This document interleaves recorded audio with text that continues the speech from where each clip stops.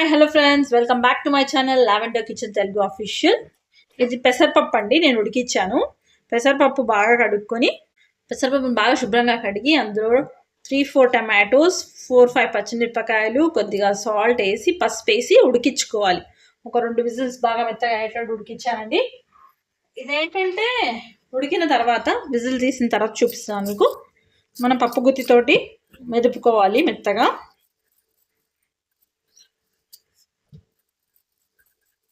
ఉడికితే 10 మినిట్స్లో చేసేది. మీరు కావాలంటే ఆనియన్ వేసుకోండి. నేను ఇందులో ఇప్పుడు ఆనియన్ వేయట్లేను. ఆయిల్ వేడైంది మనకి. కొంచెం ఆయిల్ ఎక్కువ వేసానండి. అందులో ఎండుమిరపకాయలు ఫస్ట్ వేస్తున్నాము. తర్వాత వచ్చేసి వెల్లిపాయ వేసుకోండి. కొంచెం కచ్చపక్క దంచేసి వెల్లుల్లి వేసుకోండి. మీరు కావాలంటే ఇక్కడ వచ్చేసి ఆనియన్ కూడా యాడ్ చేసుకోవచ్చు. నేను ప్రజెంట్ వేయట్లేను ఆనియన్. మెంతం కూర వేస్తాను. ఫ్రెష్ కరివేపాకు వచ్చిందండి నాకు. ఆయిల్ ఉంది కదండి, ఇందులో మెంతం కూర వేస్తున్నాను. ఫ్రెష్ అది కావాలనుకుంటే ఒక చిన్న మీడియం సైజ్ ఆనియన్ వేసుకోండి. కొంచెం పసుపు వేసానండి. ఇప్పుడు ఏం చేయాలి మనం అంటే కొంచెం జీలకర్ర ఆవాలు వేసుకోవాలి. మనం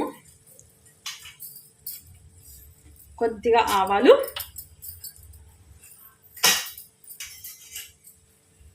కొద్దిగా జీలకర్ర,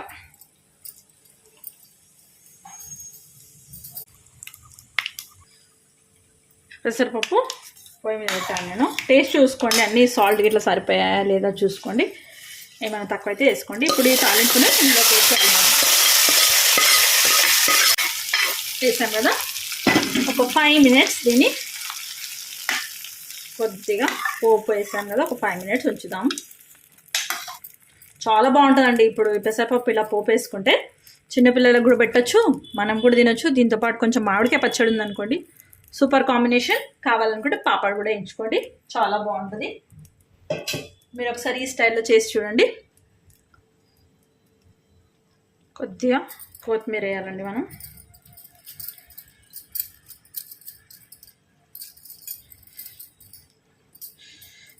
ఇది మరీ పల్చగా కాదు, మరీ చిక్కగా కాదు, మీడియంలో ఉంచుకోవాలి మనం.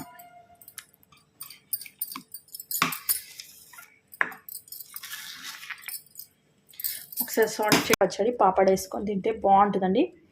మీకు కనుక నచ్చినట్లయితే please like, share, subscribe my channel అండి.